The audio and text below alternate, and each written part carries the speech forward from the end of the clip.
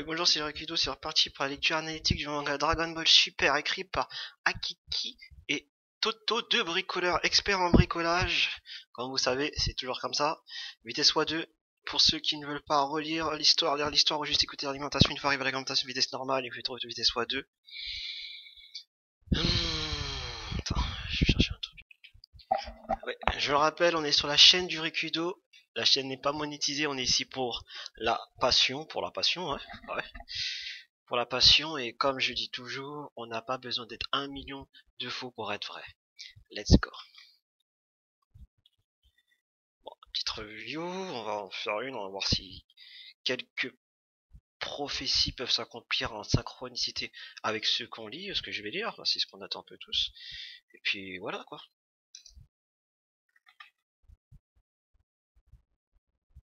Je sais pas si j'ai déjà fait ça.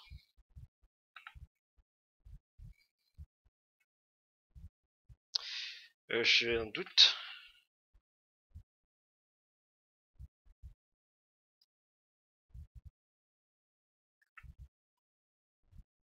Je crois que j'ai déjà fait ça, j'ai regardé où j'en suis. Ouais. Voilà, on était ici. Bon, en même temps, je regarde un truc qu'on n'entendait pas très bien. Ici, j'ai du Super Saiyan, des enfants qui sont Super Saiyan tout, parce que certains se sont plaints que, certes, il y a des incohérences dans Dragon Ball Z, dans Dragon Ball Z, pas forcément Dragon Ball Z, c'est rare de trouver vraiment une incohérence. Il faut vraiment, soit avoir un manque de connaissances, ou vraiment chercher la petite bête. Bon, après, l'erreur est admissible à tout le monde. Bah, qui disait que les Super Saiyan Gohan, Gotenks et Trunks petits sont Super Saiyan tôt. Moi je répète parce qu'en écoutant la vidéo j'ai vu qu'on m'entend pas très bien. Les trois arguments qui font que c'est pas un truc extraordinaire, dans le sens c'est pas un truc faux, dans le sens incohérent, exagéré, raté, c'est que la raison pour qu'ils sont Super Saiyan aussi à un âge aussi tôt, ils sont de 3.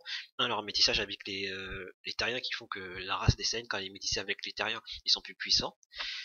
Deux, le fait que lors de leur procréation, Goku et Vegeta étaient déjà Super Saiyan, donc ils avaient une ADN Super Saiyan, enfin ils avaient dans leur ADN les gènes Super Saiyan, il me semble, hein. Après on peut vérifier, mais en gros, je sais pas si, je pense pas qu'ils ont eu avant la saga Namek. Goku il a pas eu, vu qu'il a un an de moins que Trunks, Gotenks, donc il a forcément eu après la saga Namek. Et après, est-ce que Vegeta l'a eu avec comment elle s'appelle la petite là, Bulma, quand il était passé en Super Saiyan avant ou pas avant qu'il soit devenu Super Saiyan, parce que c'est durant l'arc Cyborg, c'est 20 et 21 que, enfin avant, enfin ouais c'est Dark qu'il est Super Saiyan. Bon, on va dire qu'il l'a eu quand il était Super Saiyan. Et puis même ça c'est bref, voilà quoi, ça passe, et on peut jouer avec ça dans le sens où c'est un vide dans les histoires. Quand il y a une sorte de vide, on peut jouer sur ça tant que le vide est cohérent. Et la troisième des raisons, j'ai déjà oublié. Ah oui, c'était pour le Super Saiyan 3 en fait. Bon, après déjà pour le fait qu'ils sont Super Saiyan 2, il y a leur métissage avec les Terriens, et le fait qu'ils ont de l'ADN Super Saiyan. Et pour le fait qu'ils ont atteint le Super Saiyan 3, bah, il y a le métissage dans la salle de l'esprit du temps. Le fait que ce soit des ils ont l'ADN Super Saiyan en eux, et puis le fait qu'ils aient fusionné. Parce que concrètement, quand ils fusionnent, ils atteignent le Super Saiyan 3, mais quand ils sont tout seuls, ils peuvent pas atteindre le Super Saiyan 1 ou 2. Enfin, 2 ou 3. La fusion, c'est un méga boost. Ça fait atteindre un niveau extraordinaire, donc c'est pas étonnant qu'il passe en Super Saiyan 3. Et voilà, c'était juste pour corriger, enfin, une mauvaise audition. Donc c'était ADN, origine, enfin ADN, métissage et fusion pour le Super Saiyan 3, et pour le Super Saiyan tôt des enfants, ben, métissage et gène Super Saiyan.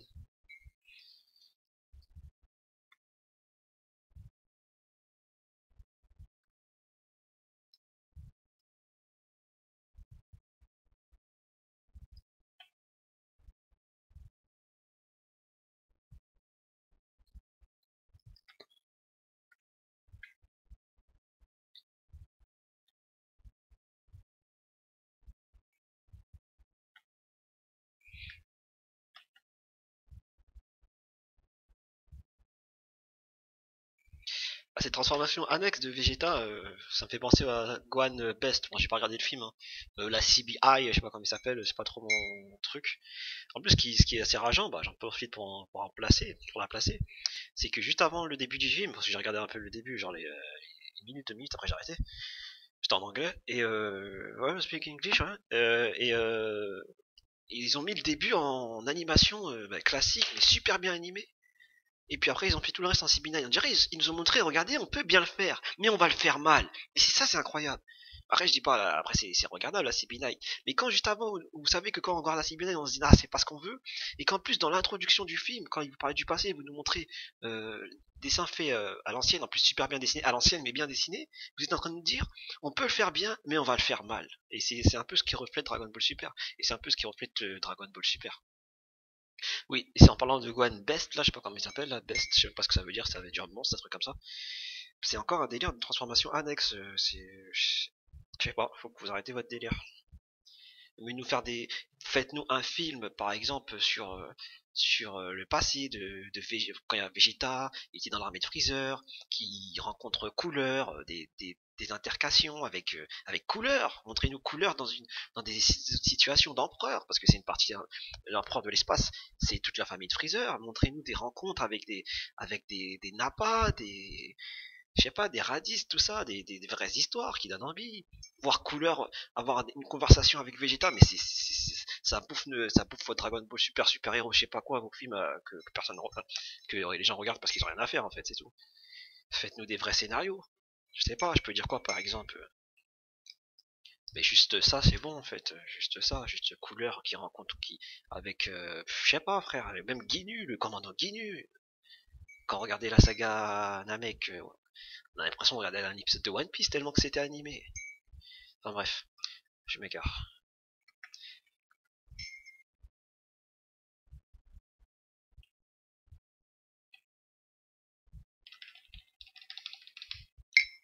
Tac, tac.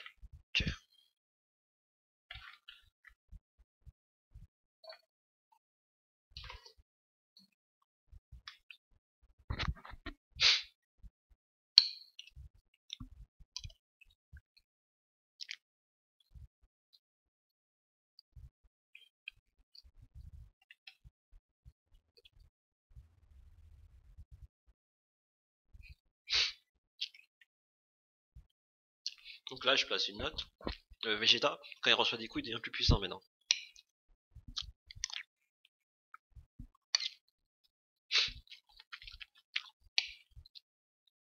Je sais pas, essayer de faire un thème avec le pouvoir qu'il a appris chez le peuple, je sais pas comment il s'appelle.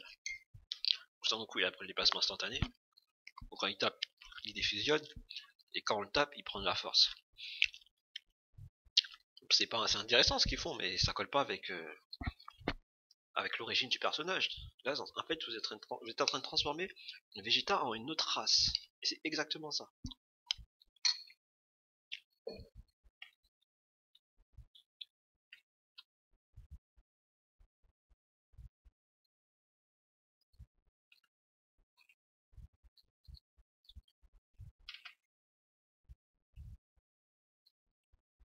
Donc là, il vient de dire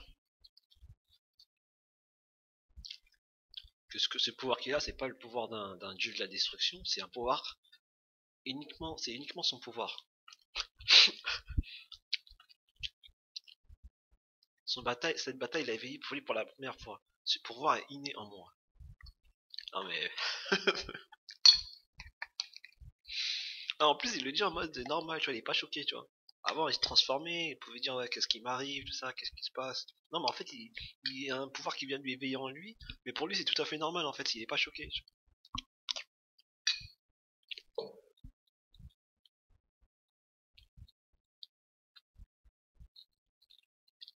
C'est bon, je vais pas, on va continuer.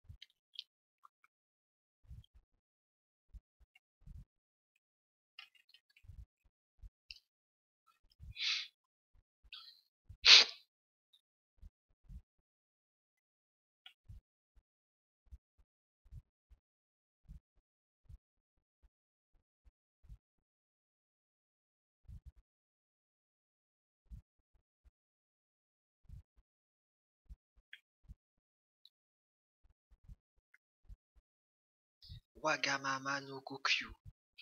Ego maîtrisé.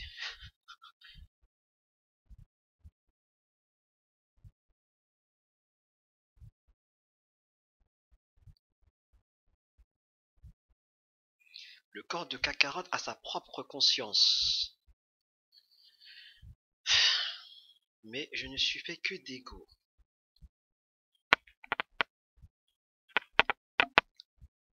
En fait, vas-y, appelons le Ultra Ego.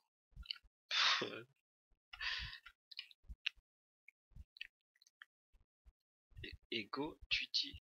Bah attends, je vais voir un truc.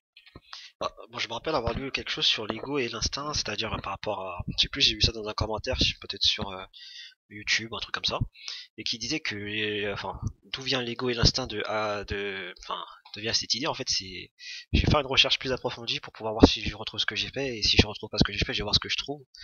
Mais l'ego et l'instinct, c'était de mémoire, c'était deux choses enfin, qui s'opposaient. C'était un peu comme le yin et le yang en fait. Et je trouvais ça pas mal qu'ils ont pris, bon, pas mal dans l'idée, mais dans la logique de transformation, que le mec il ressemble à quelqu'un d'autre, qui passe dans les transformations à un autre. Non, je suis pas d'accord. Mais l'idée de cette dualité entre Sangoku et Vegeta, qu'ils ont une transformation opposée, c'était pas mal, mais il fallait mieux Encore l'Ultra Instinct, il est bien intégré, mais l'Ultra Ego, je trouve que c'est un peu bidon. Il a été mal intégré. Si ça aurait été une technique qui aurait été appris par lui de la destruction, clairement dit à l'image de l'Ultra Instinct, oui, mais là, la Vegeta dit c'est une technique qui lui est propre, donc ça passe pas en fait. On va voir ça plus tard, je vais faire des recherches. Bon, j'ai cherché, j'ai pas vu ce que je voulais, j'ai pas trouvé, mais ce que je vois la définition de l'ego, en essayant de l'associer à Vegeta, bien sûr. Qu'est-ce que l'ego? Dans un article, c'est une personne qui parle dans un commentaire. Cette personne s'appelle Mariker Kossien de Kerkariou. Encore une Marie. L'ego est la partie de moi qui adore ce qui brille et qui veut posséder tout ce qui révèle un certain statut. Bah là, on voit déjà Vegeta avec sa boucle d'oreille qui brille, c'est le dieu de la destruction lui a passé. C'était un signe d'ego en fait. Tout ce qui brille, hein. Tout ce qui brille. La boucle d'oreille qu'il a, elle est en or qui brille. C'est les reliques de l'avatar, c'est pas pareil. Tout ce qui brille, donc voilà quoi. On retrouve l'ego dans le fait que bah, c'est très bien fait déjà. Après, il y a des choses qui sont bien fait, bien sûr. Le fait que Beerus lui va passer une boucle d'oreille comme signe de dieu de la destruction, c'est-à-dire signe d'ego en fait. De toute façon, pour s'appeler dieu de la destruction, il faut avoir un ego quand même, voilà, genre. Donc là, dans la définition de l'ego, on retrouve la boucle d'oreille. Tu me restes à passer. Objet brillant. Ego parle lorsqu'une autre personne est le centre de l'attention. Bah, Vegeta, c'est toujours l'histoire de Sangoku qui est le centre de l'attention et l'ego, il parle lorsqu'il est toujours en train de dire Sangoku, Sangoku, je vais être meilleur que toi, meilleur que toi. Il veut montrer qu'il est plus fort que lui. C'est encore une trace de l'ego. Excusez-moi, j'aimerais qu'on revienne à moi, je préfère être le centre du monde. Ça, c'est une phrase qui introduit à ce que je viens de dire avant. Ce que la personne a écrit. Ego est jalouse des jolies filles et veut être remarqué par le beau garçon. Bon, ça c'est la définition complète de ce qu'il dit. Ego veut de l'argent et du pouvoir. Beaucoup. Bah, le pouvoir, c'est un peu la force aussi. Donc, Vegeta, il veut du pouvoir. Ego ne se préoccupe pas de mon bonheur, mais cherche seulement à exister. Bah oui, en fait, c'est. Bah après, c'est la définition de l'ego, ouais. Donc, oui, l'ultra ego, oui. Parce qu'en fait, si Vegeta se préoccupe pas de son bonheur, mais cherche seulement à exister, parce qu'il encaisse des coups dans le sens, il s'en fout de son existence.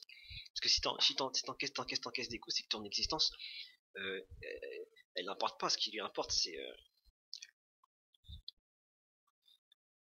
son objectif final. Après, je sais pas comment le tourner. L'ego peut parfois être si brillant que je me retrouve attiré par ce qu'elle a à dire. Oui, après, voilà, c'est la définition de l'ego. Enfin, je vais pas aller trop loin parce qu'après, c'est des trucs qui hors sujet. On va voir si on peut le modifier, hein, tout en restant dans la définition.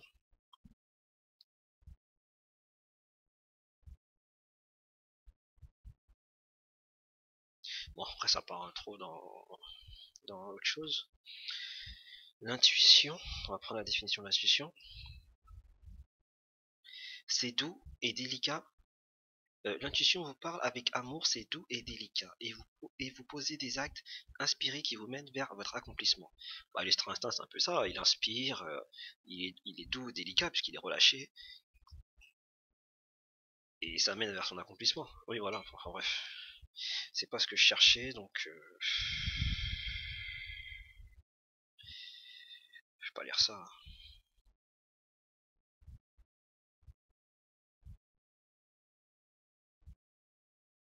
Bon, après, ça part dans n'importe quoi. Bref, on s'égare. Bon, je peux pas trouver l'article, c'est pas grave. On va continuer. Peut-être couper, on va voir ce que ça donne au montage.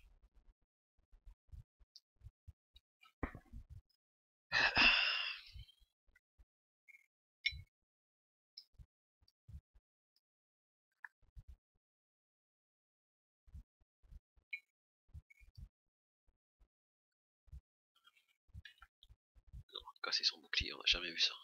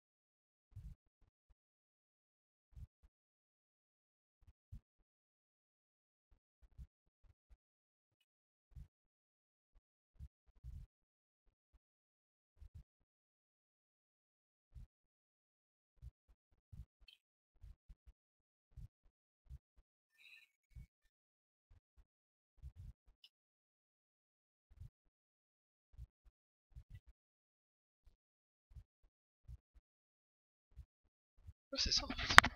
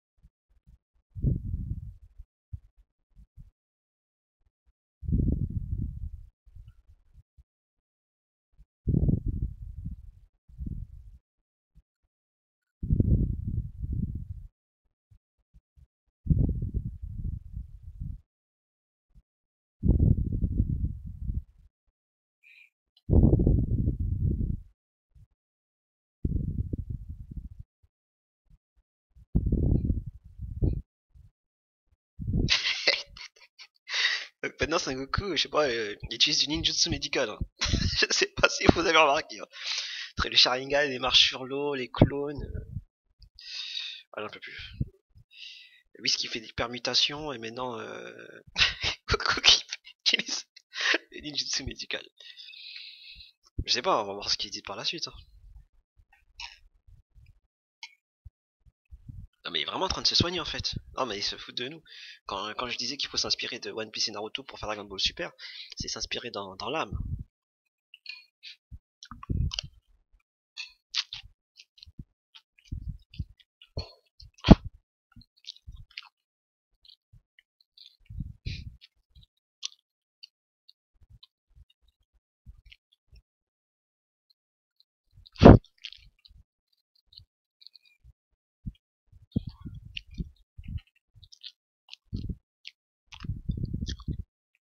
Parce qu'il avait deux sensus. Hein. Bon, il en a donné un à Kakarot, donc l'autre il a gardé Vegeta. Je me rappelle, je crois qu'il l'a mis dans l'armure. Hein. On est d'accord que là, son armure elle est plus là. Même s'il l'a mis dans son Rage Guard, je sais pas quoi là. Il aurait dû la mettre dans son pantalon, dans ses bottes.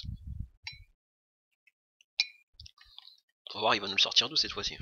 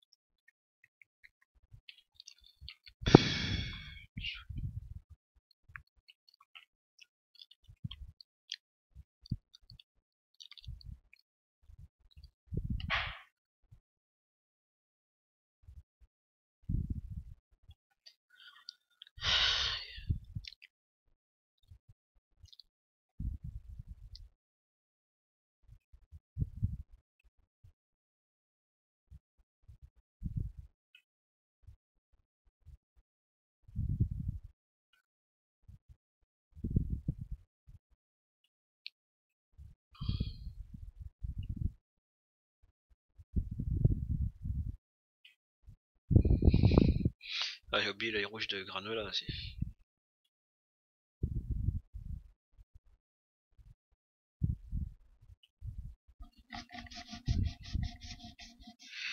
Sharingan.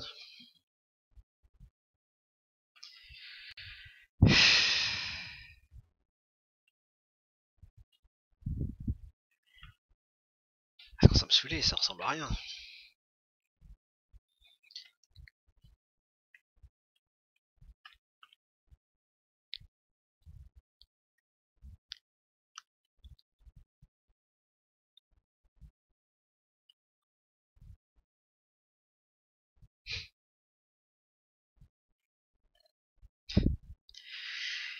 Il lui a éveillé son Sharingan.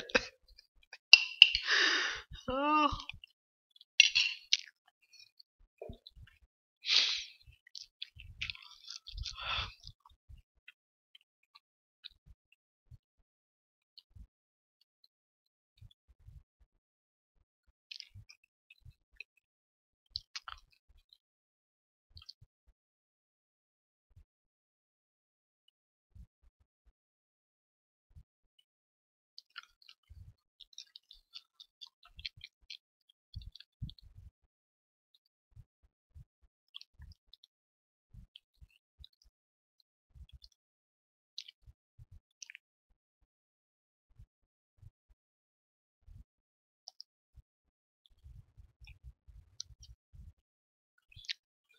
On va faire une pause là.